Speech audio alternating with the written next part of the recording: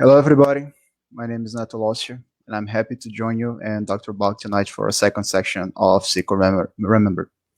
The purpose of this and future video sessions will be to look into what happened and what didn't happen during the Zika pandemic and afterwards. We heard many dire predictions of millions of babies being born worldwide with very sad situation of microcephaly. Fortunately, that did not occur, and we want to understand why it was that happened in Brazil back in 2015 and 2016, so we can get a better handle on what the dangers are to Brazil and to the world. We owe it to ourselves to look back at the science, the data, the methodology, and the results, both from then and now, and looking ahead to the future. Much as with a case in a court of law, we try to give the casualty of Zika's microcephaly a fair hearing. It's completely understandable that during the panic that came with the last great previous pandemic, Zika, in 2015 and 2016, that this type of calm, measured look at all the data and procedures was impossible.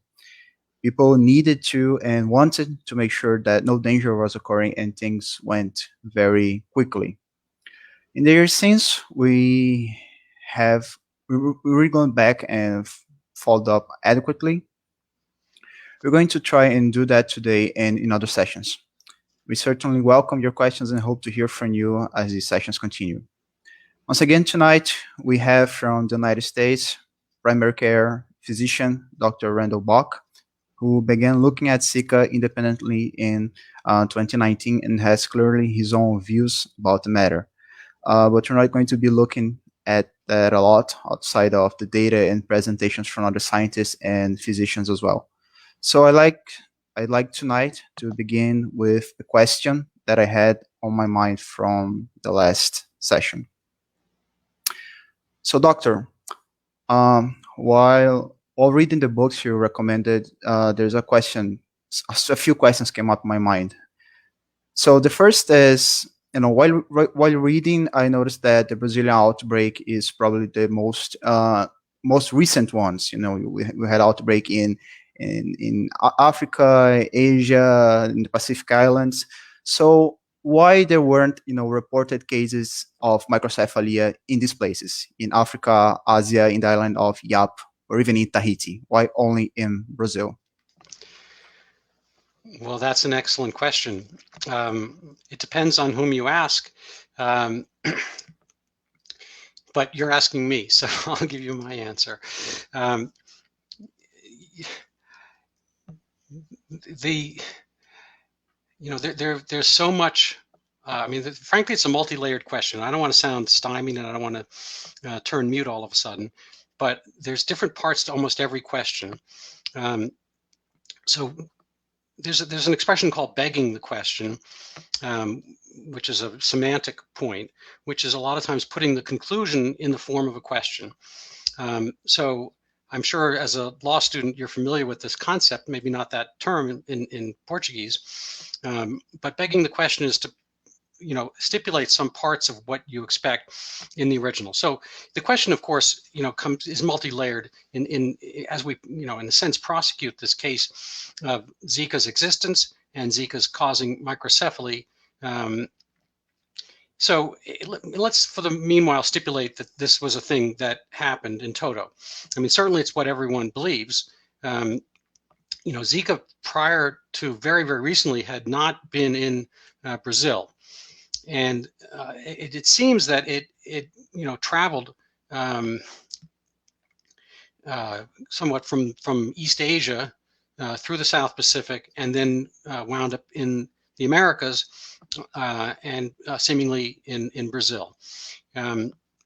So with viruses, as we've seen with coronavirus, there are different sub-strains. Right now, I think Brazil is having an issue with a substrain of COVID, and South Africa has one, and England has one. So there are potential branch offs. But as we see with the COVID situation as well, there are kind of fingerprints of certain viruses, and people can forensically, like police work, go back and genomically characterize some of the different strains of COVID. And similarly, some of this has been done with Zika.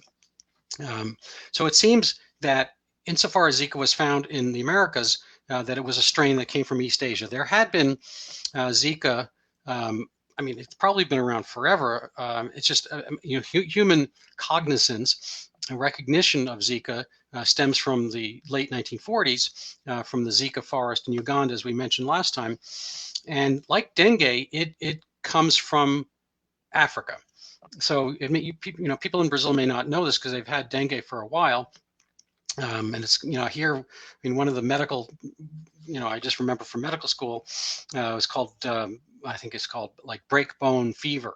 And it doesn't literally break your bones, but it's feels like your bones got broken. It's a very horrible symptom panoply with dengue. Dengue and Zika are very, very closely related. And we'll go, look at this in a minute just to kind of see the family tree of Zika, and it falls very close in this family called flaviviruses. And flava is, I think, Latin for yellow, and it originally is named for the yellow fever. And coincidentally, hepatitis C, which is one of the members of this, and frankly, I wouldn't say popular, but the most widespread flavivirus on Earth is hepatitis C, not hepatitis A and not hepatitis B. Hepatitis B is the severe one. Hepatitis C is oftentimes associated with drug addiction and blood transfusions and a certain amount of sexual. And it's sort of an indolent, slow-moving, long-term hepatitis that people don't really notice that much, but it kind of hurts their liver over time. I only bring that up because it's a very widespread flavivirus, and there would be hundreds of millions of people on Earth with hepatitis C to measure and observe, including young women, because there's a certain amount of young women, narcotic addicts and whatnot, IV heroin users who will have had hepatitis C and or from sexual contact. So there's a huge number of people to test hepatitis C and the association with microcephaly. This has never been noted. We can look into that separately, but it's sort of a little bit of an esoteric question, a medical, hypothetical question. But I only bring it up because in that family of flaviviruses, and they have similarities in their DNA and their appearance and their size and their shape, just as COVID has similarities to SARS-1 and MERS and other common cold viruses. They have a certain shape and size, and they tend to do things fairly similarly. Although obviously with COVID, we see that some members of a family can be more potent and strong and do more stuff. But as far as their actual physical capabilities, their size and their shape, they're somewhat usually limited to similar types of things. And I mentioned that. So, in the case of dengue, it causes some rash, and Zika causes some rash. So they have similarities there. And the yellow fever, which is also flavivirus, the one that's named for, does similar things. It has some fever and some rash. And it can produce jaundice, what the hepatitis C does also, which is the yellowing of your skin because it hurts the liver. So they all have kind of family traits. We all have members of our family, and there's resemblances. There's lack of similarity, whatever. But none of them, and again, a lot of them have been around for. Frankly, all of them have been around for a long, long time. But as far as recognized with having human illness, certainly hepatitis C has been, and the yellow fever as well, all without any conjoining of any microcephaly as a problem, or essentially birth defects, congenital problems as a whole. Well, leaving aside microcephaly, other problems, neurologic or other. So, and it's not as if Zika per se is brand new as far as clinical recognition. So anyway, that's a long preface, and I apologize, but I want to put it in context that. Yes, we probably know that it came in this pathway from East Asia, and there's an island, a very quick name, Yap, Y-A-P, which is east of the Philippines, and I believe in Tahiti as well.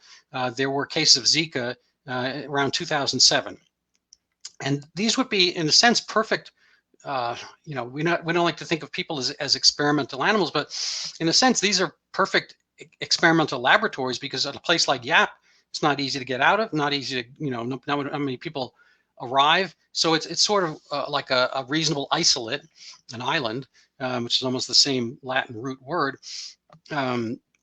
Isolation, insular, those are all the same basic word. And so you have a place for medical scientists that's an epidemiologist actually quite easy to monitor. And I'm going to quote a study here today that shows that there may have been some, mild increase in microcephaly, but getting to a separate point, which is that not everyone measures it that much unless there's something going on, because it's microcephaly is both a specific illness, a congenital problem with specific features, but in general, most of what's called microcephaly is just the kids who fall on the smaller end. So I make this distinction. It's an analogy. It's similar. It's a medical issue, but there's something we call a dwarf. If you've seen Game of Thrones, Peter Dinklage is a dwarf. He's a small person, smaller than either of us probably. But not only is he small, but he has certain physical characteristics of shortening of the appendages relative to somebody, so his proportions are different from, he's not just a small person, he's an actual, has, we call it dwarfism. It's a genetic problem. And so insofar as dwarfism is not the same as just saying somebody's small. Certainly every dwarf is small, but not every small person is a dwarf. With microcephaly, there are specific cases of classic true microcephaly, which are sad and congenital and severe retardation, but not every case that we're calling microcephaly is that. So every case of true microcephaly is in the case of, we'll call it small heads, or I think it's called SHC, small head circumference babies. But where those actual other measurements are, now we're talking about short people. So if you ask, who is short? Well, it depends. I mean, if we look at a basketball team, if I show up in a basketball team, everyone would be like, oh my God, look at that short guy. I'm 6 feet tall, which you'll have to do in meters for me. But on the other hand, when I have a family, gathering, I'm sort of the tall guy. So it depends on your context. So in order to determine the SHC, the small-headed, small head circumference babies, it has to be on a context. And we spoke about some of this last time. But where you show up, in your own group, you might be relatively normal. So in context, some of the small SHC babies, they might be coming from, again, this is a little bit of a recap, from prematurity. So if you're come out in 7 months instead of 9 months, well, you're going to have a smaller head. But you should compare that to babies at 7 months. But whether that was done, we don't really know, because there was nobody was really looking at this with the scrutiny of wondering whether there's a disease happening on that's generally, hitting the whole population. Most of the time, it'll be just, well, we'll see what happens. I mean, this baby, a little bit small, but he's 7 months. We're going to watch and see. This baby's small, but the parents are small. This baby's small, but, the mom, has had other small babies. I mean, there could be a lot of reasons that don't necessarily reflect poor neurologic status, mental retardation, or the severe situations that true classic microcephaly does. Anyway, so I want to just come back to your question, which is, if I'm not mistaken, was it happening in 2007 in YAP or 2007 until now in YAP, or 2007 to 2014? Apparently, no. Maybe a tiny, little bit. And we're going to go to a New England Journal article. Has it happened afterwards? No, apparently not either. There's a lot of the defense that, people say, well, it didn't, it happened, I think most recently, there was an epidemic in Rajasthan, India, which is northwest India, and it's frankly a rather dry area, but there is a major river running through it. It's tropical weather, so maybe around the population centers, a little bit like the Nile River in Egypt. There's more population along the moist areas. So they have mosquitoes endemically there, and there was Zika. I'm not positive whether it was exactly the same strain. I think it's doubted it was the same exact strain as the one in Brazil. And I think there are like 4 different strains: an Asia strain, and African strain, and so forth. But they're named from their prior development, not the fact that they might have been in YAP or the South Pacific. So in one sense, no, there's been, and in Rajasthan, they were really looking closely. So this is kind of the perfect way to do the experimentation. And I can understand that things were done a little bit more kind of haphazardly in Brazil at the time, because again, a panic makes us do everything differently. So, you can't expect to, make your bed the same way in wartime as you do when everything's quiet and peaceful. And so I get it. So, but YAP was a reasonable experiment, and there was no panic. And it's a small place. They've had a chance to go back and look at the data. And again, we don't really know how they characterize microcephaly, how big the people are, which graphs they're using. Again, we mentioned this last time, that the people in Recife in the poorer areas are the smaller than the people in the wealthier areas, and Recife as a whole tends to be shorter than the Brazilians further south in Rio and Sao Paulo and so forth. So I don't know if they were using a national chart and measuring the babies in Recife, excuse me, and so forth. So there's a lot of those issues we mentioned last time. But at any rate, I don't know, have I answered your question at all? You kind of gave this big overview, but let's try to end with a more direct approach to the question. In YAP, over 70% of the population was infected with Zika, but there were no reported cases of microcephaly. In Africa, there were plenty of reports, but no case of microcephaly. Right. In the book, it was reported that in Africa, for example, they probably have immunity. The Right. pregnant woman developed an immunity because they're attacked by mosquitoes all the time. Mm-hmm. So why not in Brazil? I said, why in Brazil and not in those places? So why the microcephaly in Brazil? Is that the question? Yes. Well, that's going to be the whole series of videos we do. That's going to take a little bit of time to prosecute, because a lot of the evidence is stacked up, looking as if Zika was there and Zika caused microcephaly and so forth. But I think we're going to try to look at it and present some of the maybe quieter facts that have not been presented. And I also would like to bring up some of the questions that people were bringing up in 2016, which may not have been fully answered, but it's more like a tsunami, that kind of pushed everything forth. Everyone's kind of like on board with this, and everyone's surfing this wave of Zika did this with the assumption it did. And almost nobody is working with the opposite assumption, which is, well, maybe Zika was being confused with dengue, which has been in Brazil for a much longer time, because they're very, very close, and there is cross-reactivity when they're tested in the lab. Maybe again, microcephaly has been around for as long as humans have been around, and until we do, if people are just having pregnancies and they're not going to kind of pre-select their children, so forth, there's going to be microcephaly in the future going forward. And even if we get rid of classic microcephaly, there are always going to be some babies who have smaller heads than others, because that's just the way things happen. People don't come out exactly the same. But so the premise is hard for me, and I'm you may be having a little difficulty with the question, but it seems to me that it did not occur in the South Pacific and YAP, for instance, to any great extent. To any extent it did, it hasn't really been played out to show the actual data. Certainly there's been time for people have post-Brazil Zika awareness and examine this, and it has not shown up anywhere else. And people can say, well, the immunity's there.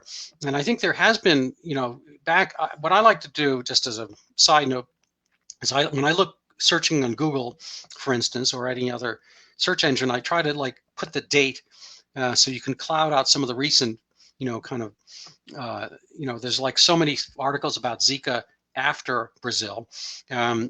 But you can find some things earlier, which I think I found an article in 2009, which showed that there was a background of Zika antibodies, but actually this is a long time ago, it was 1979, of maybe 40% in the population. But there were also many other flaviviruses to which people were immune, including yellow fever and whatnot. So in 1979, how precisely were they able to dissect, he's immune to this flavivirus and not that one? I think it's difficult. And conversely, there's a study more recently from Brazil in, I think it's Paranha, you tell me how to pronounce it. One of the state, it's southern part of Brazil. And I'll show you that when they were doing blood testing, and this is a very dengue dense area, mosquitoes and wetlands and tropical.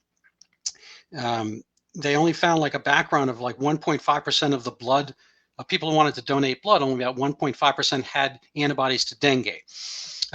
So, I don't really know. It's a little bit all over the place. And then, so as far as the more recent situations, people are kind of like having it both ways, almost like they're eating their cake and having it too, because people are saying, well, you're not seeing the microcephaly in other places because there's been immunity long-term to Zika, which is endemic, which means it's kind of sitting there percolating in the area long periods of time.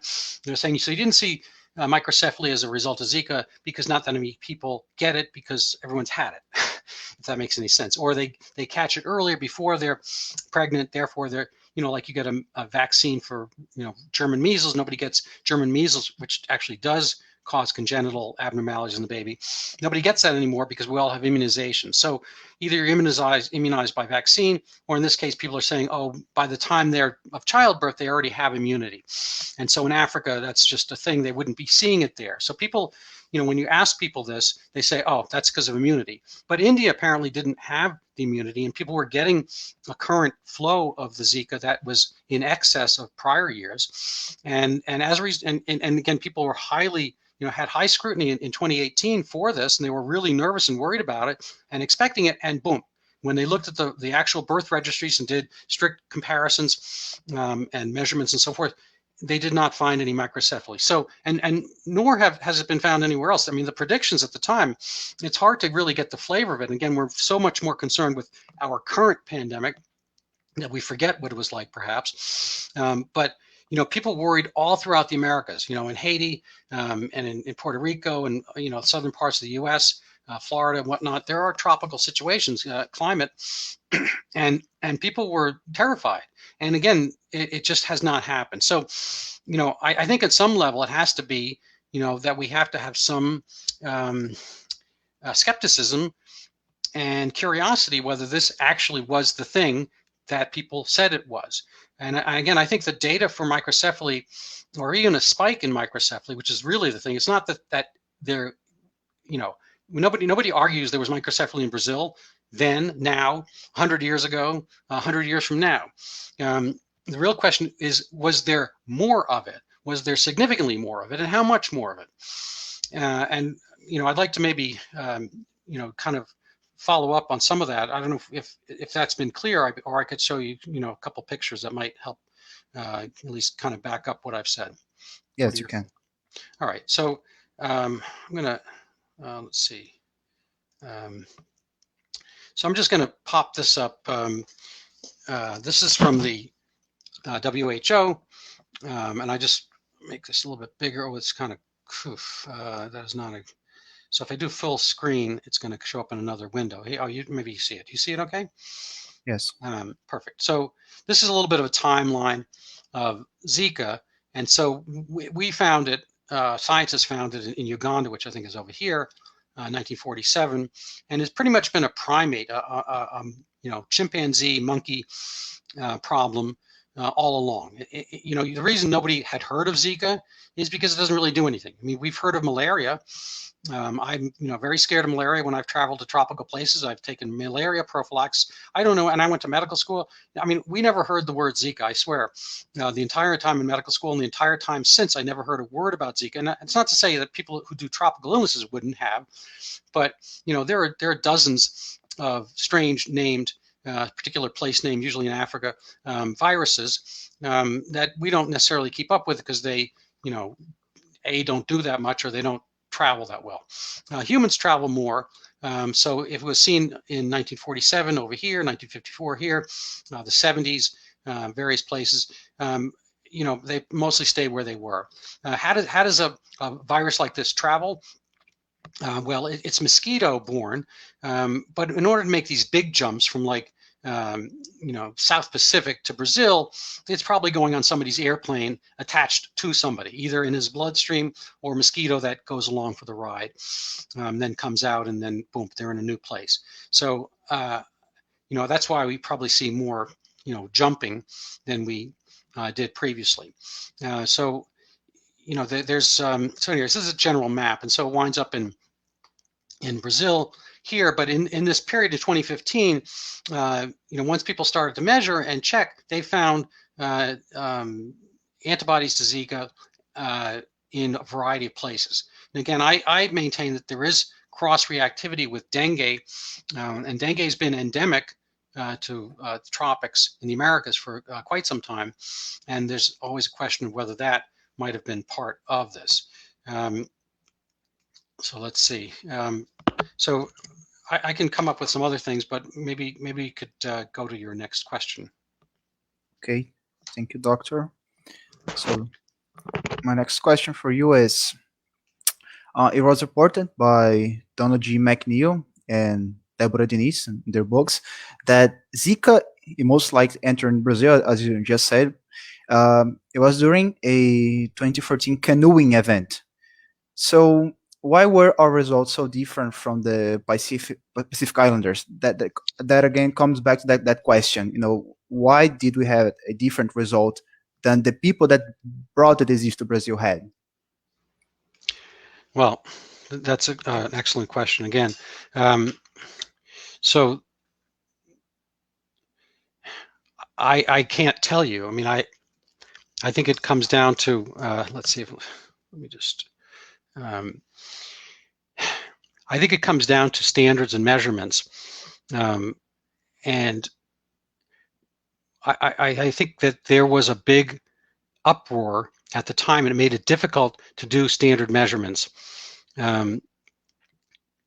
Even now, it's not particularly precise and clear what percentage of babies, even at that time in 2015, had microcephaly.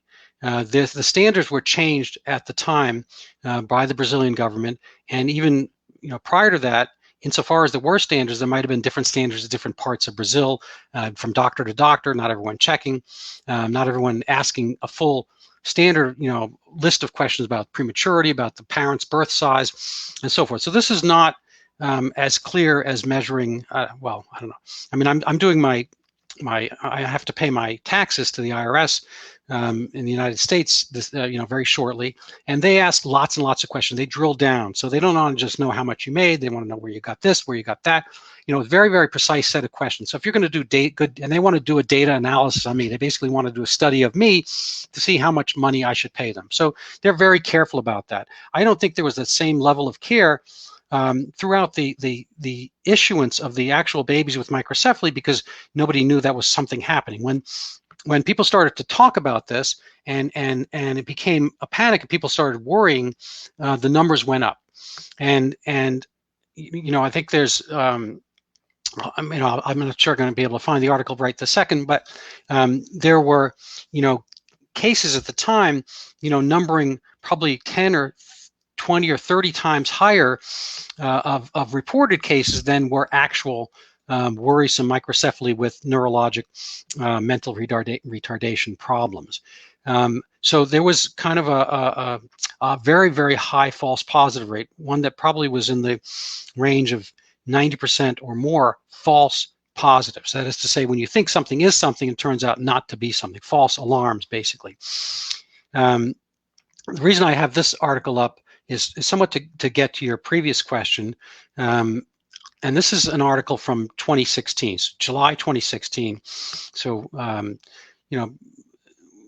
6 months to a year after certain aspects of the panic and whatnot. So I'm just going to read it here. Investigators studying the 2013-2014 Zika outbreak in French Polynesia estimated the risk of microcephaly due to Zika infection in the first trimester was about 1%, not 0.95%. And this is with a reasonable confidence ratio on the basis of only, frankly, 8 cases of microcephaly. And these were identified retrospectively, which means after the fact, probably at the time of 2016 and so forth, they went and looked back at the registry. But this is a relatively small population, and they're estimating that there was a penetration of Zika about 66%. This would have been a new naive, Zika naive population. That is to say that there shouldn't have been in Yap, sitting all by itself, in the ocean. There should not have been any endemic previous Zika immunity, as were the case in Africa, for instance. And again, whether they have dengue is another question, so forth. But so they're talking about 1%. And that's with having a case of Zika. That's not 1% of all moms. That's 1% of moms with Zika in the first trimester of pregnancy, and only 1% of the time would you get microcephaly. Well, that's saying that 1% of those cases, and it's probably not talking about true microcephaly. They're probably talking about small head circumference babies. And again, this comes down to an issue of measurement. We mentioned last time that Brazil at the beginning of the epidemic, or what was called the epidemic, we're measuring small-headed babies as those, and you have to know what the standard deviation curve is. There's a normal distribution when you measure anything. If you're measuring, like we were talking about height, they're going to be, I can do it in there, but there's basically, there's fewer people who are really, really tall, a few people who are really, really small, and then there's kind of a bell-shaped curve that is what's called the normal distribution. This follows with almost anything you measure. If you're measuring grains of sand, some really small ones, some really, but anyway, almost everything falls into that category. Average rainfall on certain days of a month. Usually, there are more cases within the middle rather than the extreme horrible rain or horrible drought. And so this was a measurement that had a standard, but may not have had a meaningful standard because they're just going based on size. And so initially they're doing anything beyond 2 standard deviations, which is about 1.5% of the population as a whole. So it's not crazy to think that 1% of babies are going to have microcephaly, because that's kind of how it falls on the chart. When Brazil redid it, and they put more scrutiny on it, then they said, oh no, only babies that are 3 standard deviations from the norm, which is about, I think, 0.15%, 15 out of 10,000 would be microcephaly. And then you have to compare it against that standard. So again, kind of unraveling the Zika question in Brazil is tricky, because most of the testing that was done at the time was not done with the high level of scrutiny or multiple questions, and certainly it wasn't done with any testing of Zika at the time. It wasn't, when we want to do a reasonable study, we have to compare. And we mentioned this last time, it's just not enough to make a measurement, we have to compare it. So if you want to say, wow, this guy, speaking of the, basketball, say, wow, it's 2 different things to say he's a really tall guy versus he's a really tall basketball player. And even then, it is like, well, is he a tall basketball player on his high school team, on a professional team? Because those are different things. You can be the tallest guy in high school and be the shortest guy in the professional basketball league. It's a different set. So unless you compare it to a certain set, standard set, you're not going to make much sense out of it. And then as far as science goes, unless you are actively measuring this thing when it's coming out, and according to a number of standards, and testing the moms for that problem at that time, and ideally doing controlled studies where you look at one population who doesn't have Zika, for instance, another population that does, are the same, so they have similar circumstances, but they have different results. Then you can start to prove things. But it's very, very difficult to prove something that happens so rarely. If it's happening only 1% of the time in Zika, in Yap with Zika, it's going to be hard to tell if that number changes very much. And even if you do notice a mild change, that mild change can just be the normal fluctuation of time, because, you could walk down the street and see 5 purple flowers. It doesn't mean there's an epidemic of purple flowers. It could be a number of reasons that you see more purple flowers that day, and it could be no reason at all, but it does not necessarily mean it's a significant thing to have seen it, because it's certainly a possibility, and some days you're going to see more, some days you might see none. None of those things are definitely news or actionable items per se. So when you have something that's very, very common as a result, so if every case of polio causes paralysis, I'm not saying it does, but then you have something measurable. You say, oh, We had this, 100 people got polio, 30 of them got paralysis. We had 100 people without polio, none of them got paralysis. When there's a big, big difference between subsets with a problem, without a problem, this sort of like controlled studies, then you can see the difference. If you see one group with, I don't know, you have 1,000 people in each case, and one had 2 people with paralysis, and they only had 1 out of 1,000, 2 out of 1,000, you don't really know if that's just something that happened because you have so many people, and something that's rare just happened to happen one day and didn't happen the other. If you go in a big room, a party or whatever, you say, how many people are born on February 15th? And 2 people raise their hand. It's like, wow, that's a lot. But we don't really know if it is a lot. It could just be something that happened that day. And you come back the next day, there's 3 people. The next day after that, there's 0. Those things, it's oftentimes, we apply patterns to things that may not have them. So that's the kind of the long answer, perhaps. But why don't you go back to your question again, see if I missed anything there. Okay, so the question, basically the question was just this. When we talk about the Pacific Islands, French Polynesia, we're talking about 186 islands with only about 270,000 inhabitants. And the French government did they done a good job in their area. They managed to control. They managed to make good reports. But when the disease came to Brazil, we kind of had a opposite, no results when it comes to both reporting the disease and its effects on the population. Now, when Zika came to Brazil, our health minister he said this. He said, "Thank God, it's just Zika. It's a mild disease. It wasn't worrying." So at first we didn't do much about it, unlike what happened in the French Polynesia. So why in Brazil was Zika so much severe than it was in the other places?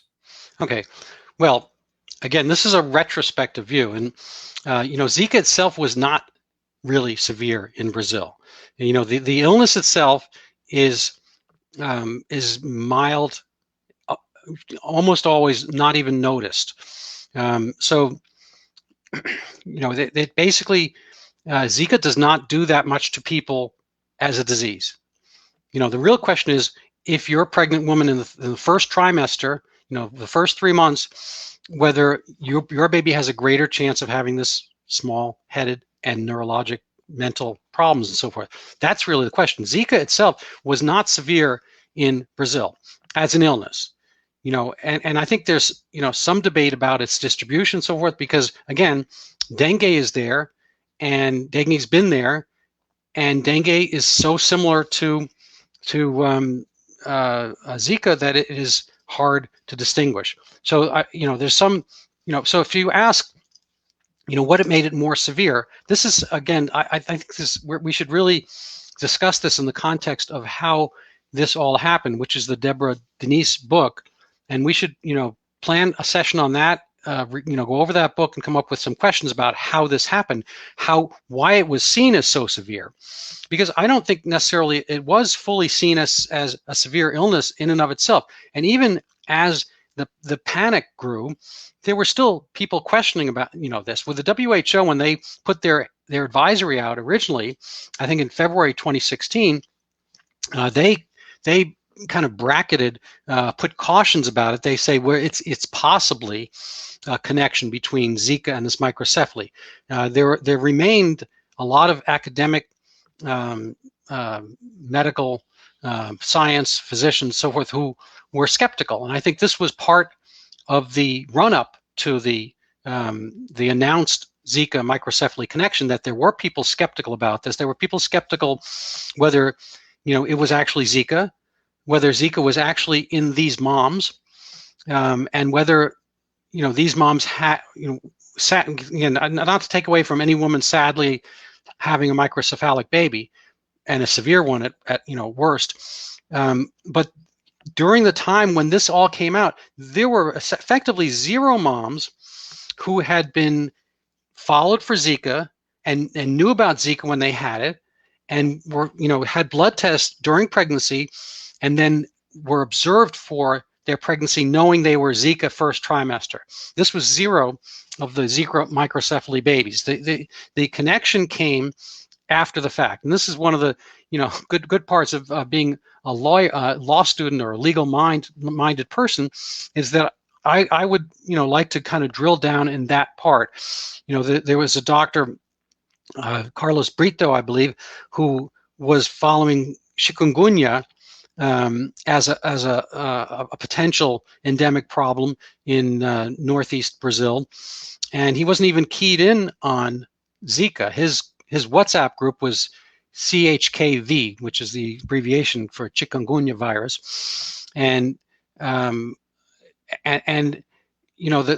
association with microcephaly, I believe, came later on, and we'll get to that. I think that's a really interesting story in and of itself. It could be a movie, independent of how you feel about Zika and the causation aspect. I think it's a fascinating thing because people reacted a certain way. But there were some, caveats, some warnings from academic, physicians in some of the major institutes, medical schools and so forth in Brazil about having this come out before the association had been made. But, Dr. Brito, to come to the point, my remembrance of this is that he went to some of the moms who had microcephalic babies. So after the fact, so he's not looking at moms as a whole, or even just moms with Zika, or moms with Zika in the first trimester, or comparing moms with Zika area from another area, with the same ethnicity or the same, this is the way we might do a control study. He went after the fact to moms that he knew had small-headed babies, and then he asked them, did you have a rash? Did you have this? Did you have that? And then he made a presumption based on some of the moms having had a rash during pregnancy that it was Zika. And there was very little contemporaneous blood testing done, serologic testing of any of these moms. So there might have been testing, and again, Zika was not something that was tested in 2014, 2015 in Brazil on a regular basis. A lot of the tests that we're talking about now were done after the fact, that people doing antibody tests, what we call serologic studies, to see if the body has an immune memory of Zika. But again, this can be partly confused because of the association with dengue, but at the time of this whole epidemic, there was no Zika testing. There was nothing done routinely, and frankly, I'm not even sure there were that many places in all of Brazil that had the capability of testing for Zika. When they wanted to start testing, and again, I don't remember which town it was in, but again, we can go over this in more detail. They had to import the so-called primers, which are the other jigsaw piece that matches your antibodies, kind of to make sure it's a fit. They had to get the Zika antigens from, I believe, the CDC and or place in Singapore, and so forth. So they had to really wait, and so there's a lot of early stages of this. It's it reminds me a little bit about the early astronomers. First astronomers, I'm not sure which, all the ancient people on Earth were looking at the sky, and, a lot of people saw things, and we talk about the zodiac, but they thought, they saw a bear over there and a guy with a bow and arrow over there. They knew there were, things up there, lights. They didn't really, and as time goes on, you get better and better in understanding what it is. This early phases, there was not any actual genuine, there was observation, but there wasn't necessarily, data collection, true analytics that would bring what I would call like the stamp of scientific approval to the results. Okay, doctor, thank you. I believe we can go on to the next question, okay? Mm-hmm. Okay, so my third question is, Donald McNeil, he reported that the likely reason that there weren't reported cases of microcephaly in Africa was due to the increased immunity of the population. I spoke about that earlier. The population of Africa, they grow accustomed to mosquito bites, but it didn't mention that the vulnerable population of Brazil, they also grew accustomed to these mosquito bites. And as you know, the mosquito-borne infections, They're in Brazil for decades now. Brazil has eradicated dengue 3 times at this point. So why does the population of Africa has developed an immunity, to this kind of diseases that kind of stopped microcephalic babies from being born, but the population of Brazil that kind of has a similar circumstance when it comes to the mosquito, the Aedes aegypti did not develop this immunity, and we had these microcephalic babies. Why is that? Okay, so let me see if I can condense your. So run the central part of your question again for me. So Brazil and Africa, the northeastern part of Brazil has a similar condition to Africa when it comes to the presence of the Aedes aegypti, the mosquito that transmits Zika and dengue. Dr. McNeil, he said that Africans didn't develop microcephaly in their babies, African mothers, because they developed an immunity while growing up from being infested with mosquito bites. That also happens in the most vulnerable regions of Brazil. There are mosquitoes everywhere. There's dengue everywhere. So why the Africans developed an immunity, but the Brazilians didn't? If the circumstances were so similar. Right.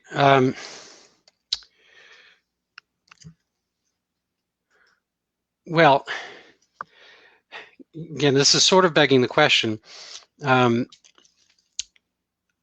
don't know the background. I have to look this up, the background immunity level to Zika across Brazil. I think that you'll see, again, that when I looked back into 1979, there was a very high background rate of immunity to Zika and yellow fever and all that kind of stuff in Western Africa, Nigeria. But the situations there were probably much poorer than what pertains in Brazil, even though there are poor areas of Brazil. I think that there's probably better mosquito prevention in Brazil, and Brazil is more urban than probably a lot of the areas where people were finding endemic immunity to some of the mosquito-borne illnesses in Africa. So yeah, this is going to be a good question to maybe give a better, more thorough answer independently. But with a question like this, it really comes down for me to what does it all mean? Let's stipulate that there's more background immunity in certain areas than in other areas. Let's say in West Africa than in Brazil. Is that the reason that other areas that are not West Africa and not Brazil, again, like India's Rajasthan or Yap in the South Pacific, did not have real spikes in the microcephaly either? I think it might have to come down to questioning whether there was a genuine spike in microcephaly, and that's why I'm going to come to this. I was hoping it's a little bit small here to read. Let me see if I can fix that. So this is a graph from, I believe this. I'll show you the reference a little bit later. So I think it's CDC or the WHO. They're talking about the percentage of neonates, which are infants, classified with microcephaly. And notice here there are different spikes because there's different ways of measuring this. So one is the Brazilian Ministry of Health proposed criterion, and I'm not sure it was the one that was operative at the time. This is I guess their new criterion of how to measure things. So you're going to see more, again, if you make the standard less strict, you're going to see more of it. If I call everybody over a certain height tall because I lower the number, then more people are going to look tall or be classified as tall, and vice versa. So according to this proportionality criterion here, the number is actually lower. So that's when the head is small compared to the child as a whole, proportionality. So a little bit like the dwarf situation. It's not just that they're short, but their arms are shorter than you would even expect for somebody that height. Therefore they're a dwarf, so forth. So the numbers, when this is looking backwards, I think this study was done in 2017, but this is looking backwards in time, and I guess they didn't have any data at all before 2012. So it's not as if there were no babies of this type. And once they started ramping up, and again, I think you should forget this part, once they started ramping up in like 2013 to use these standards looking back, they found some variability in the numbers. And the supposed epidemic is over here at 2015. So 2014 actually had higher numbers according to all the standards, including the proportionality one, which I think is a more relevant one. So they're seeing, again, this is no Zika. They're seeing a number here, and again, I don't how they. This is not really microcephaly. This is classifying them probably with small heads. They're seeing a pretty high number across the board for years prior, and no real epidemic when Zika became endemic in 2014, 2015. So you'd expect to see these numbers go up with Zika, but it did not. So I don't know if did that answer anything at all? Yes, I think that there was a satisfying question. Can we move on to the next one? Sure. I might just show one piece from my own article. And these are not my graphs. I took these from somebody else. And again, I showed this last time as well. This is a very confused graph, and I apologize. But long story short is this is the, again, I don't know why it's so different from the other one, but I think these were the actual announced cases. And I think some of when they did a retrospective study, they didn't find as many. So this is the Zika, and then 23 weeks later, microcephaly. And again, Zika showed up in 2015 with its first real spike. And then it showed up again in 2016. This is the purple lines with another great spike. So if this spike of Zika brought this spike of microcephaly, then you expect the next spike of Zika to bring another spike of microcephaly. But in fact, nothing. So it's a very, very puzzling thing here. And so there essentially, actually, microcephaly was near zero in 2016, dwarfed, no pun intended, by any predictions based on Zika. So I kind of think that this number is so low, it makes you wonder how this number could be that high. Was something happening? If A is to cause B, and then A, again, doesn't cause B, maybe A doesn't cause B in the beginning. Who knows? Or the only other possibility would be that all the moms had become Zika immune and therefore was doing nothing. I think that's a really hard thing to imagine, that it would go from so powerful and 1 year later everybody's immune, therefore nobody's getting it. I don't think that's the way Zika is announced to have been penetrated. But that would be, I guess, if you're a Zika microcephaly adherent, you would say, oh well, this time around, the second time around, everyone's immune. So now we're like Africa and so forth. But the places that were not immune prior, like Yap and whatnot, they never announced this or noticed this to the same extent. So I think it makes a tough case to make. So tell me if that helped answer the question. Yes, it did. So let's move on to the fourth question now. So Deborah Diniz, Deborah, she's not a doctor, she's not a health worker, she's an anthropologist that worked with doctors when the first Zika reports appeared in Brazil. She reported that the northeastern doctors that they first associated Zika with microcephaly, they were used to first going to the media to report their findings instead of research institutions. So I want to ask, what are your thoughts, on this kind of behavior, and how do you believe that this might impact a scientific research? Well, first of all, I have to thank her. I've never met her. She's a lawyer and an anthropologist, and she wrote a really interesting book She's a very caring person from what I can tell. And she, it is, again, so tragic for any mom to have her hopes and dreams, of a healthy, wonderful baby turning into a adult, see a microcephalic baby. Again, this is part of the human condition. It's nothing new per se.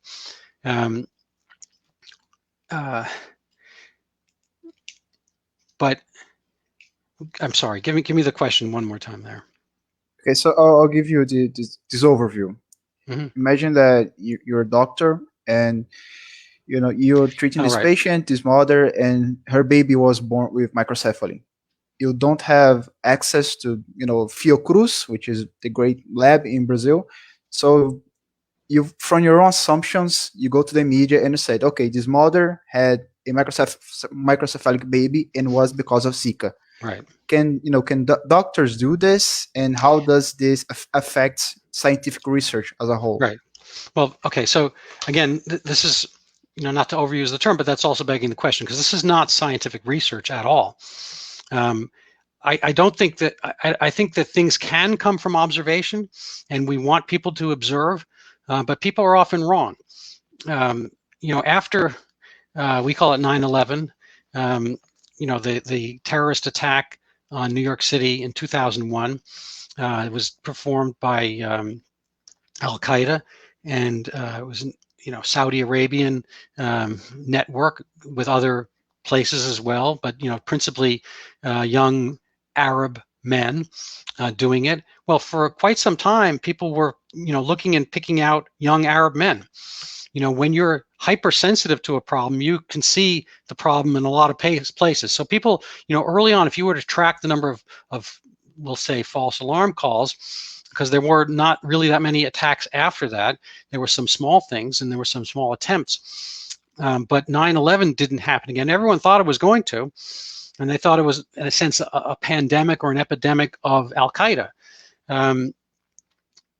And I'm not saying it was a complete one-off, because we've had issues with ISIS, and there are things that crop up, and there are associations people make between, say, religion or the ethnicity or a man or a certain age, certain appearances, all that kind of stuff. People continue to do that, and that is part of what we do. I mean, I think every animal does that. We have a warning system.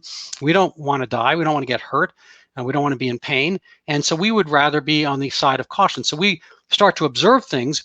And insofar as we can get help, we want to do the same thing. We want to find the place that's helpful. So it's not enough to see somebody on the street at the time and say, oh, I think that guy might be in Al Qaeda. You want to make the call, and you want to find out. It's going to be followed up. And then there might be a report, and your neighbors might hear about this. And then it becomes a thing. And people, a lot of the action surrounding it is because people had a thought rather than a reality.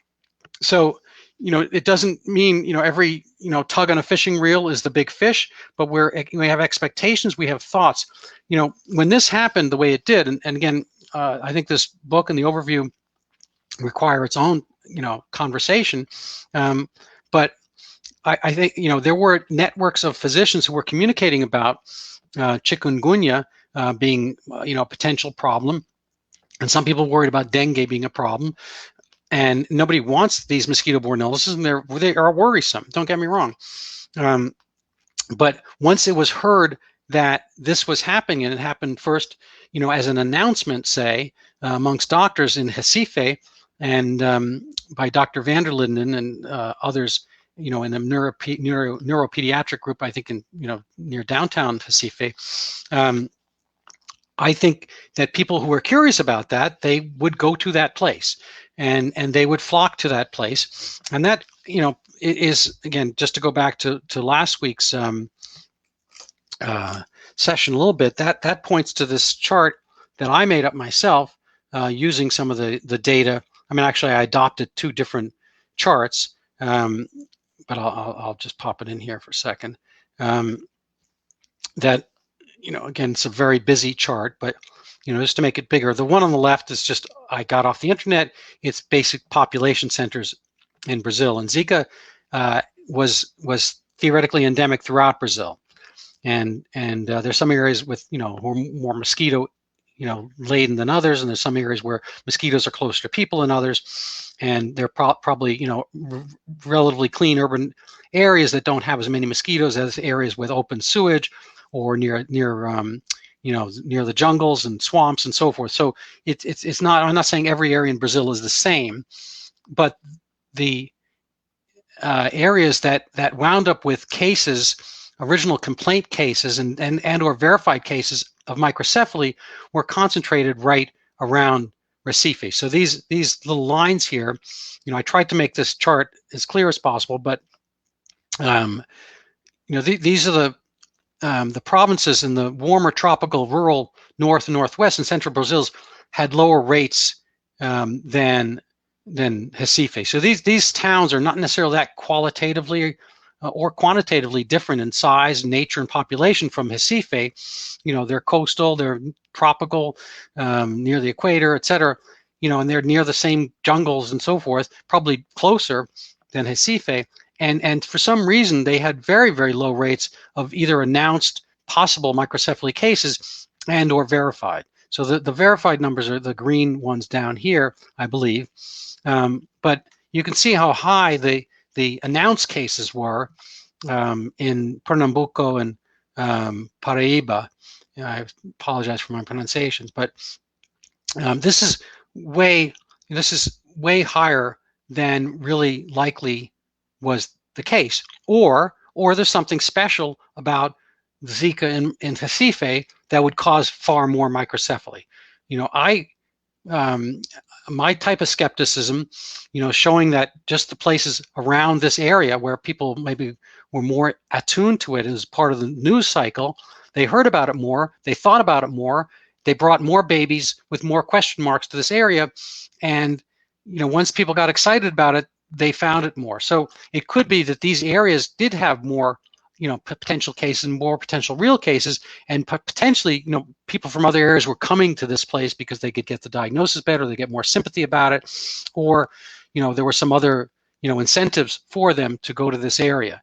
But this is a, I'm not saying this is a smoking gun or any type, but this is interesting to me that there's such a wide variation, even in Brazil. So it's not just that, Brazil is different from YAP, from the South Pacific, from Tahiti, from Africa, from India. It's different. It's different within Brazil. So there are major differences from one place in Brazil to another place in Brazil. And, we don't quite see that the same way with COVID. I know that some areas have better results than others, but it pretty much, in the United States, when it hits the area, it pretty much goes through the population. So there's not really an issue. You could argue with that chart that maybe, those areas are just very, have bad mosquitoes, or the populations are, they're closer to mosquitoes or whatever it is.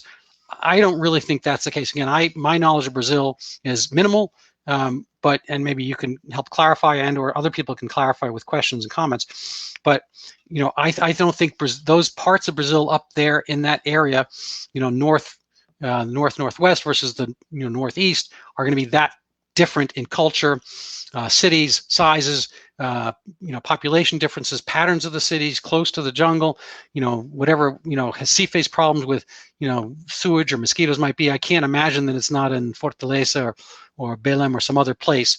And so for me, it seems to me that a lot of it is kind of potential cause and effect of people having something to worry about, like the 9/11 Al-Qaeda problem, which again was a real thing, don't get me wrong, but then they start to see it in a lot of places, and there are far more cases than turn out to be the actual positive thing that you're looking for.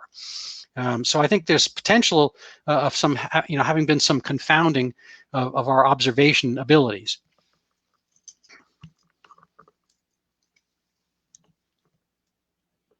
Okay, doctor, thank you once again. Do you want to move on to next question? Okay. Okay. Yep. So the fifth question will be about how the virus he vanished from Brazil.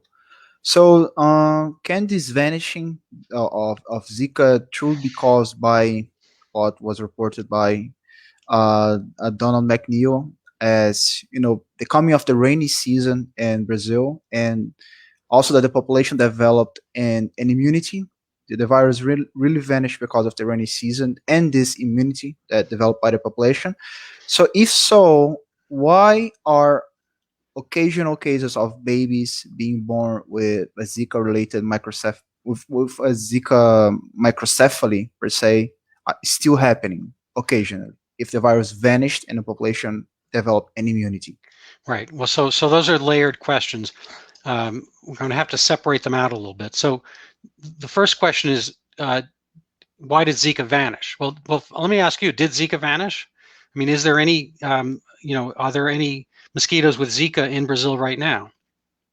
Yes, there are still occasional cases of Zika, much less than there used to be reported back then, but Zika is still a problem. Right. So, there's a couple possibilities. One is that it was not that thing back then that people say it was. I don't think that, again, there was no real testing. It's very close to dengue, which is a real thing and has been a real thing. It could be that, I don't know, the mosquitoes with Zika, I don't know, maybe they got sick and died off. Maybe there are fewer mosquitoes. I think you'd have to compare it with dengue to see if people are getting fewer bites and fewer illnesses from mosquitoes in general. So that's a good question. We should, make a mental note of that for next time, and we could try to research this. I separately will research the question of how much Zika there is in Brazil right now. But I think the disappearance of the Zika microcephaly, the fact that microcephaly has not gone up since then and didn't go up in other places, points to the fact that maybe it does not really do that thing, and that really the problem was the way microcephaly was measured and the way it was, everyone clamored and thought they had it early on. I'm just going to show you one brief bit from an article. And this is Scientific American, which is kind of what the name says. It's an article, it's a magazine that covers science in the United States. And this article, I believe, is 2016. January 2016. This is early on. And so she asks, what would it take to prove the Zika microcephaly link? And I can link to this article, which is still up. And again, this is, sadness. I mean, I don't know if this baby has true microcephaly. My baby does not have true microcephaly, but whether, how small her head is, I don't know, compared to other babies, and whether this is a problem for her long term. There is some kind of distortion and deformability of babies when they come out of the womb. And so, babies can change the size and shape of their head a little bit over time. So a lot of these have to be followed up, months later. So this is, part of the issue in Brazil. At the time, although the Brazilian government has said there are almost 4,000 cases of microcephaly in the country, only 6 of the cases have been strongly linked to Zika virus via laboratory testing that confirms genetic material from the viruses present in the infant. So that. Let me just remind you, that's 6 out of 4,000 cases of microcephaly. That it does not, and this is 2016. That does not sound to me like, I don't know, something over which you necessarily should be, upending your country's business, commerce, Olympics, and all this kind of stuff. This seems to me more of a conjecture than an actual fact. So it goes on here. Claudio Maierovich told the WHO. So the Brazilian officials are now trying to firm up that data. The Director General of WHO, so she said, although that causal relationship has not been proved, it is strongly suspected. And why does they suspect this? Well, that is due in part to other research that has shown the virus is capable of crossing the placental barrier and showing up in amniotic fluid. That is to say, going from the mom into the fetus actually into the amnio, the fluid around the baby, and actually into the embryo, not the fetus at that point. The first 3 months, it's an embryo. And then not only that, but doing something. So this is not proof. The fact that Zika may be able to cross the barrier and shows up in amniotic fluid, certainly it's not in these 4,000 cases of microcephaly, because, so there's a huge overflow it seems. Again, I don't know how many of these 4,000 cases were tested at all. But at the time of this article, when Zika was already hugely in the news, Zika has been grabbing headlines because of its links to an alarming birth defect called microcephaly. Well, that link was not really fully done, and this is January already, when it was hugely in the news cycle. And so, I think this perhaps points to, you can keep pointing to, immunity that happens afterwards, but there would not have been that immunity beforehand. And so people, if they were having this problem, should have shown up with it when they're being tested. And so here's another part. It's not a bad article. It's a good explanatory article. Microcephaly, as I said, is defined as being born with an abnormally small head, established by measuring the circumference of a baby's head and comparing it with those of similarly aged babies of the same sex, a definition that is relatively loose. And again, what's missing here is if I were doing this, I would not just compare it to similarly aged babies of the same sex. I would look at the prematurity level, like how soon that baby came out versus when the baby's due date was. How tall are the parents? How tall are the family in general? What was the general level of nutrition? How does that neighborhood's size babies compare over the last 10, 15, 20 years? And again, that was never done because I don't think the data was there. And so she brings up some questions which perhaps we can come to at later times. Another key plank to proving the microcephaly link will be following women during their pregnancy to document what they are exposed to and their future health outcomes. So this is kind of what I'm talking about, doing a study where you look at the beginning, you see something happen, and then you see what the results are. Insofar as that happened in India later on, there was no microcephaly. So they were ready, and they were testing, and they were following this closely in India, Rajasthan in 2018. They found no microcephaly. Everyone says, oh, well, that's because it's a different version of Zika, a different strain. I don't think that's credible. I think they're both Zika, and if in fact that's what it was instead of dengue, and I think that's a tricky one. So then she asked, proving these links would require, again, what I've been saying, case control studies that compare microcephalic babies with those born around the same time and area. That type of information will provide much needed nuance about other exposures and factors that could influence the health of these mothers and their offspring. And this is a part of the problem, and this has got a famous name for at least the Americans watching this, United States. Even as researchers prepare to launch these further studies, however, families cannot wait to find out how to safeguard themselves and their future offspring. So this is a familiar theme here. We can't wait to see what happens. We have to do something. So Anthony Fauci, who is pretty famous these days, I don't know if you see him in Brazil, said there won't be a vaccine ready for Zika for at least several years, and we still don't have one. So in the absence of further answers, WHO is stressing the mosquito control and so forth. And it's never a bad idea to do mosquito control, but a lot of these questions were never answered in Brazil, I don't think. And insofar as they have not shown Zika microcephaly, and insofar as they've been done elsewhere, and this is the study from the Hindu, I guess it's talking about Rajasthan, which is in India, as I mentioned. Rajasthan Zika strain not linked to microcephaly. This is an article in November 2018, and that Zika virus strain affected patients does not contain the known mutations linked to fetal microcephaly and so forth.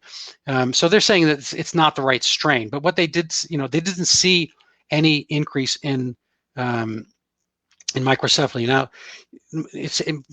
my point here is that the health ministry is reviewing the situation on a daily basis. They're doing this proactively. So in 2018, they were looking at the time when people coming in.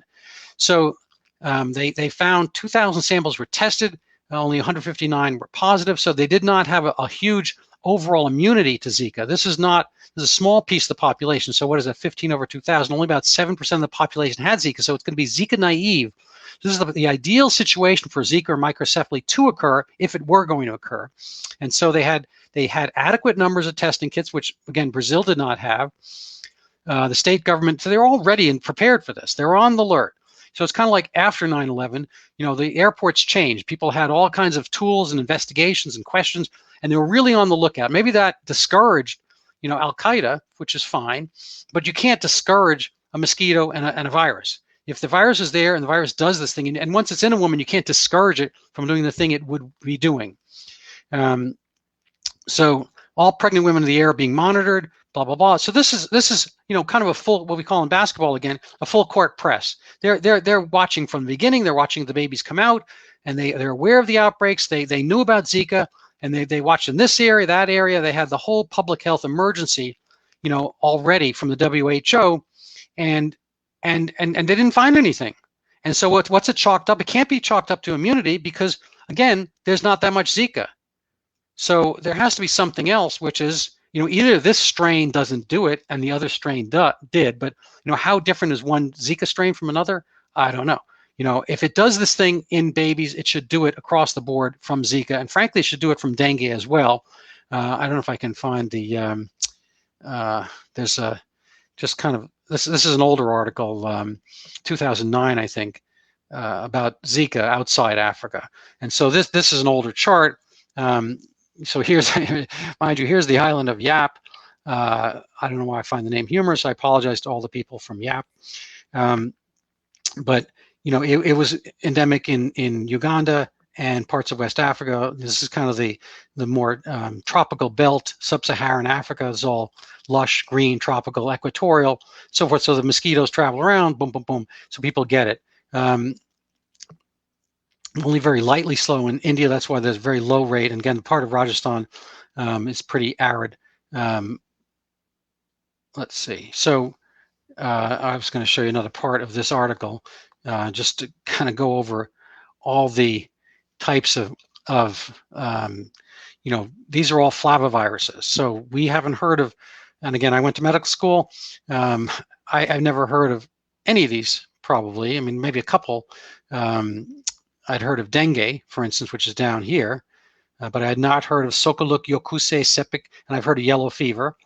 I've not heard of Bonzi, Jugra Potusco. At any rate, these are very specific.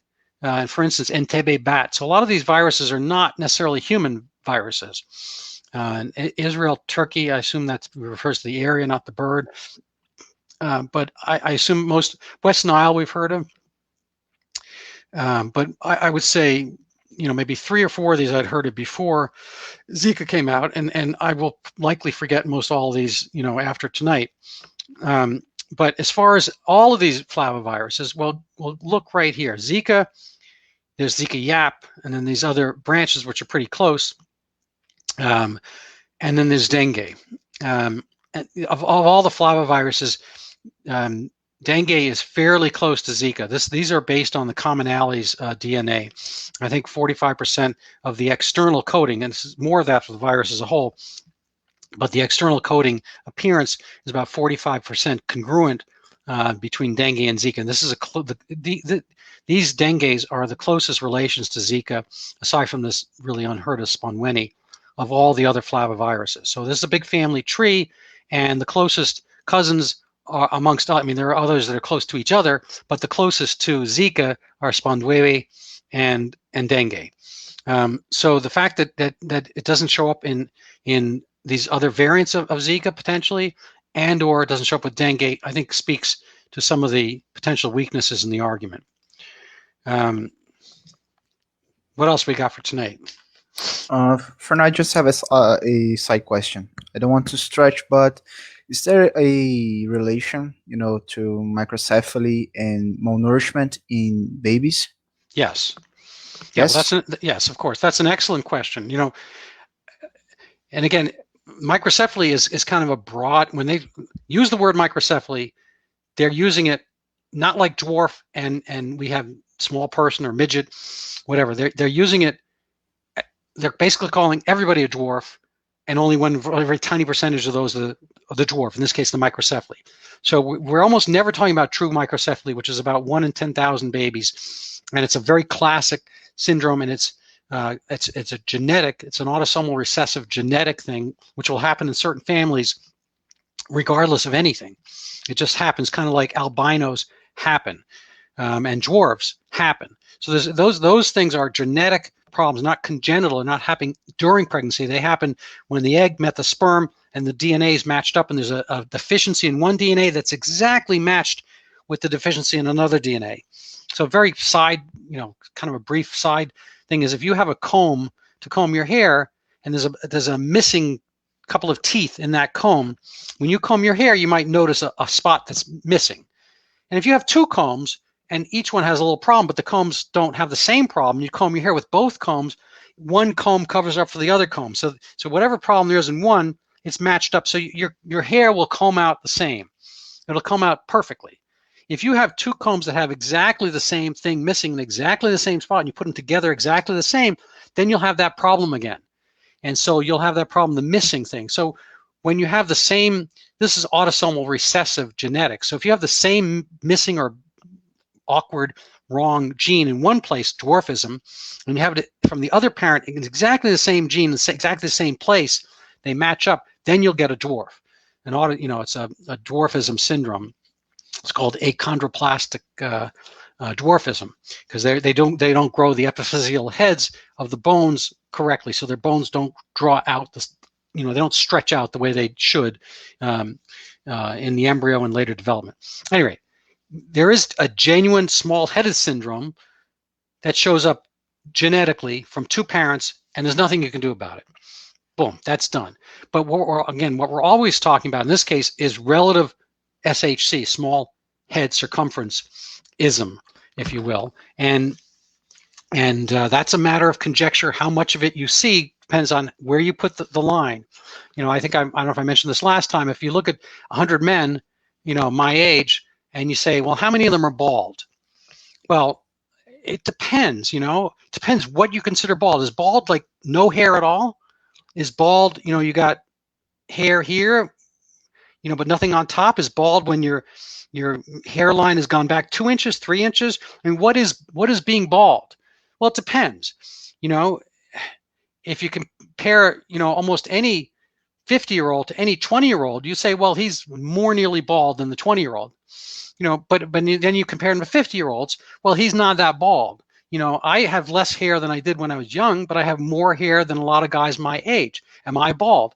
Well, compared to my kids, sort of I am. My hair is thinner than my kids, but compared to my friends, I'm not. So, a lot of these problems come up with how you're making the comparisons. So I'm getting, a little bit down the rabbit hole here, and I apologize. Pull me out of the rabbit hole. Ask me a specific question that I have not touched on about this. So, okay, let me just make a small comparison. So let's say there's a wealthy family from Brazil, and it has a woman, this family is pregnant, and there's a pregnant woman from an impoverished family in Brazil.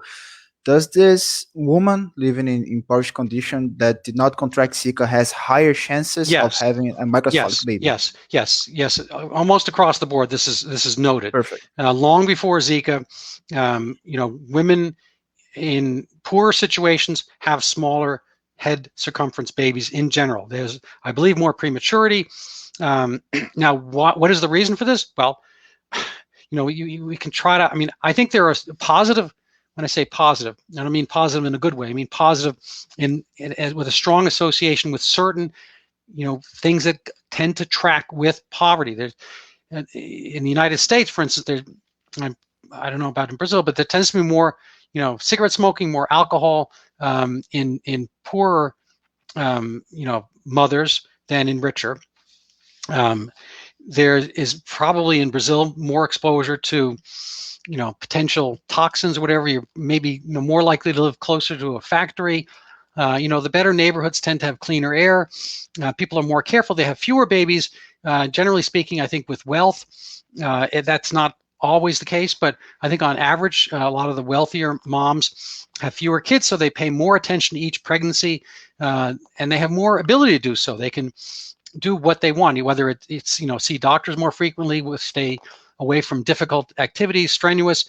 There's probably less domestic, fewer domestic issues, spousal abuse. I think across the board, I don't think it's that arguable that lives are tougher when you don't have the means to produce a life which is better. So yes, there are associations with smaller head circumference babies with more alcohol, with more cigarettes, with closer to areas that where pesticides are used. There's more prematurity. Anyway, and again, the poorer people tend to be smaller in general. Anyway, in Brazil, and that's not. I don't think that's necessarily the case in the United States fully. So, but a lot of the Amazon native Amazon tribes have wound up in some of the favelas in Brazil, and those tend to be shorter people than the Europeans. So there are a number of different things. I'm not saying each one of those things causes small head babies. Some of them might just coincide with them. So it could be that it's one of those things. We don't know which one, but those things tend to all go together as a group, because the people who smoke more tend to maybe drink more. There might be more problems at home. There might be more prematurity. There might be, anyway, more, more malnutrition, poorer choice of foods, fewer vitamins. It could be any of a number of things. We don't know which per se, or it could be all of them together, which just makes pregnancy, and the nourishment of the baby in the pregnancy a little bit more problematic. So and again, smaller people, tend to have smaller babies in general, and those smaller babies tend to have smaller head circumference, and they might be winding up, as I mentioned a couple times, on a chart with an entirely different group. And comparing that group with Brazil as a whole might be a pointless exercise right from the get-go. And so you can, wrap your head around this a few different ways, but the fact of the matter is there was probably no microcephaly data being compiled in a reasonable way, apparently from that chart before 2012, and I can be corrected on this, I might be wrong, but insofar as it was tracked, overall the data don't really show that much. And again, the microcephaly cases from that other graph, again from my article, tend to show that they were bunched in poorer areas. So I'll see if I can pull that up again. So you had a little bit more familiarity with this than I did. So let me just pop this onto the feed here for a second. So this is Recife. So, again, mosquitoes and Zika, the whole population was equally naive to the Zika. So ideally you'd see it throughout, and the population density is pretty standard across the whole of this area. It might even be higher because there's more high rises in the wealthier areas, but however you want to look at it, the wealthier areas were spared Zika microcephaly cases, or more microcephaly cases in general, which were attributed to Zika, and they were far more, far more frequent in other areas. It could be because these women are having more babies. It could be there's a higher population. So, but I believe these were modulated for population rate. Yeah, this is microcephaly per number of cases. So it's not population density has been factored out of this map, but so for every given number of cases, there's more microcephaly. So not any given number of babies, there were more microcephaly in these red dot areas than the white, and the white is the higher wealth area, and I think the black is the least wealth area, and the gray obviously is in the middle. So it seems to track, again, whatever is happening. These areas are very close to each other. So a mosquito that can figure out how to get here can probably figure out how to get here. So all of a sudden, these areas that border each other, there's a gray area here, a white area here. Nobody's having microcephaly cases here, and they're having them here. That doesn't look to me like mosquitoes. It could be just this is the swampy area and sewers and whatnot, and there's nothing here, or women here always have mosquito netting, or whatever. It could be other things, don't get me wrong, but it could also be one of those things that track with poverty. Thank you, doctor. That answered my question perfectly. So moving on to the next one. Next question is, well, considering that Brazil is way larger than the French Polynesia, and therefore harder to control widespread diseases, can Brazil have developed a mutated strain of the Zika virus? Well, yes. I mean, these things are possible. I mean, I think viruses do this mutation thing all the time. I mean, so do all our cells, mind you. It's just, it's most when a virus goes into your cell. I mean, what it basically is, it's a hijacker who takes over a factory. So let's say you have a factory that makes I don't know, belts. So you got a nice factory, there's a lot of leather coming in. They make beautiful belts. They put the buckles on, so that's what a factory is. Some guys come in, for some reason they want to make gun holsters instead of fashion belts. So they come in, they put everybody at gunpoint, and they say, okay, I'm going to fix this machine to do this, and they rejigger, they kind of re-engineer the machines a little bit. It's still making leather belts, but now it's making according to these hijackers, criminals' design. That the criminals are the virus, the cell is the factory, and those original belts is what you want to make for yourself. And now it's making something for somebody else. Now you're making the belts for Al Qaeda or whatever. And so it comes in, they make so many of these things, and the machines eventually break down because they're doing the wrong thing. Excuse me. And the factory, under there's a lot of pressure, I don't know, and the machines blow up and the factory disappears. So, but they've got all their new belts, and in order to make the perfect analogy, they actually have to make new hijackers. So how some of the machines makes new versions of the hijackers, taking over this one factory, now it's making something completely different. And those, maybe it'd be a better example with robots. I apologize. So the robots come in, they have this, you're making a clean, robot that cleans the floors. It has the robot make exactly itself. And now it's making these new robots, but according to, while it's doing it, everything kind of goes haywire. It produces 100 new robots and the factory blows up. And now they go look for another factory. So that's the whole cycle of a virus. And as they're doing it, because they're doing it under stress, not every one of the new robots is going to look exactly the same as the designs they gave, because it was done, haphazardly. There might be some mistakes. And if it's not done to the design, probably it's not as good a robot, and it will, its batteries will fail. And only the robots that are that came out according to the original design, so the virus that's like the original virus, those are more likely to be the successful ones. How do we know? Because it's already been successful to get in somebody and do this. So every genetic mistake, there's thousands of places, millions along a DNA or RNA where you can have, a base pair peptide mistake. And most of the time, like that comb with missing tooth, most of the time it's not going to be good as the original. So most substrains or new mutations, they're happening every single time any virus makes a set of itself. It's going to make a couple mistakes. You'll do this every time you make a type of paper or whatever. You're going to make a mistake. But most of the time, the mistakes are not as good. It's very unlikely that if you're writing a new paper and you make some mistake, that the mistake puts in a word that's better than what you would have wanted to have there. But every now and then that might happen, and that might be a new, stronger mutation. And the way these mutations kind of self-select is that if they're getting out and they do that thing better, they do the hijacking robot thing better than the original robot, then it's going to be a stronger strain. But for the most part, most mutations are not better, and they die off.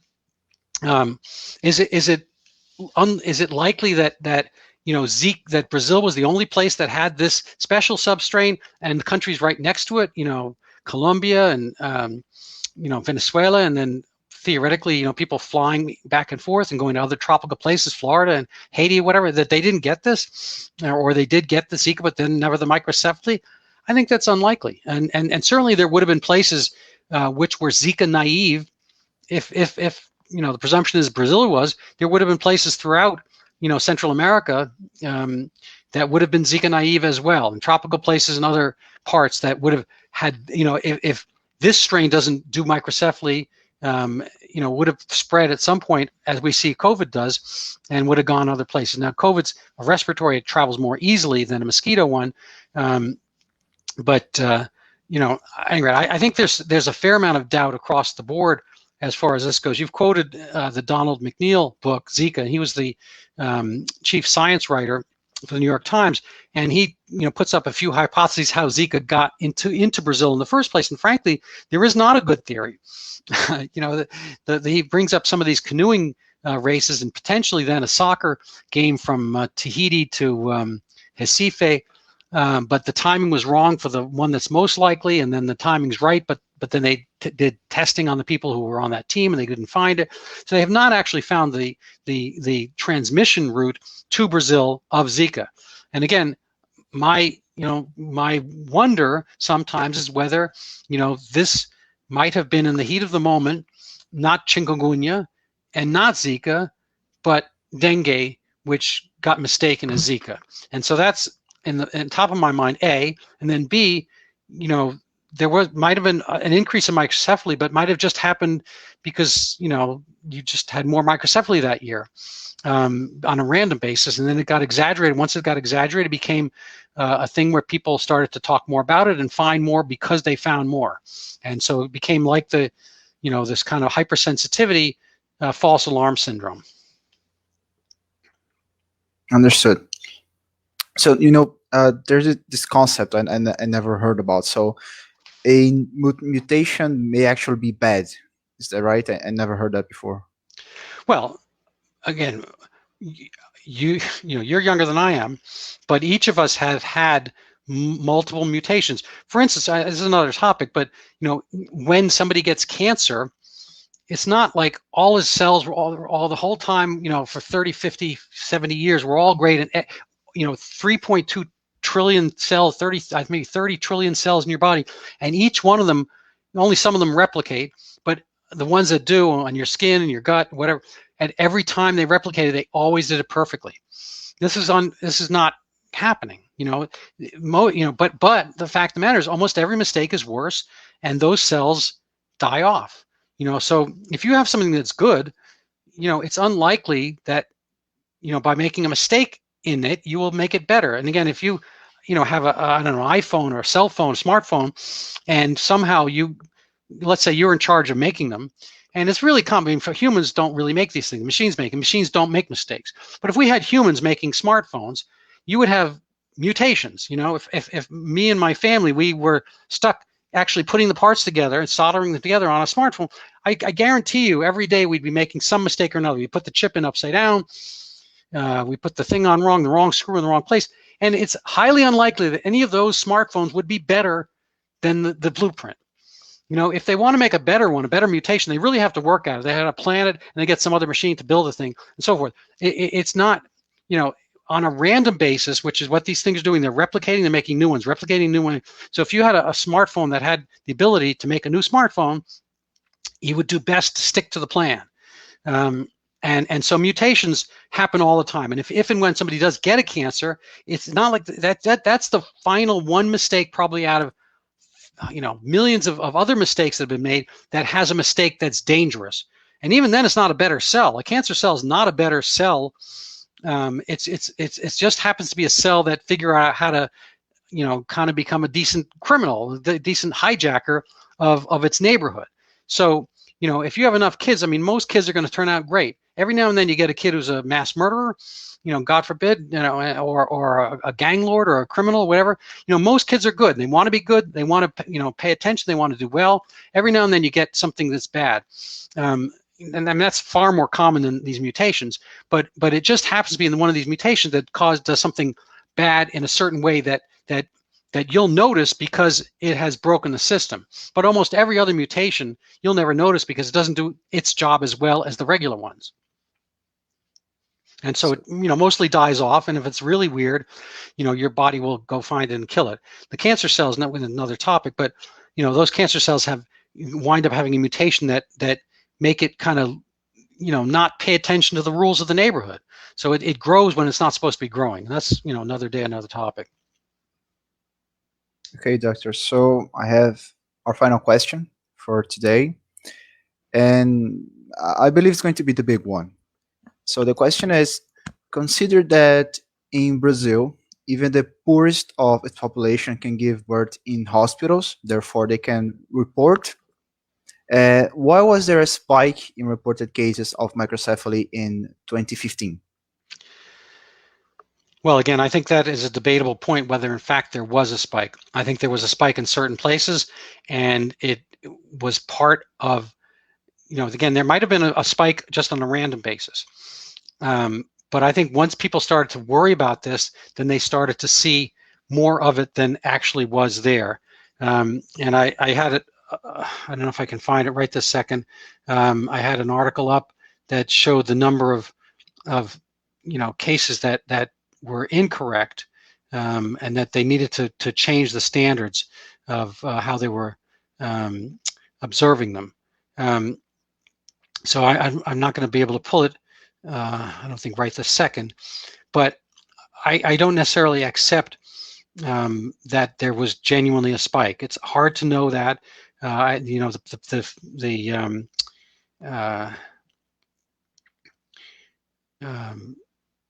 the graph I showed you did not show you know, an actual genuine spike on some of the retrospective look at the data based on those parameters that I went over before.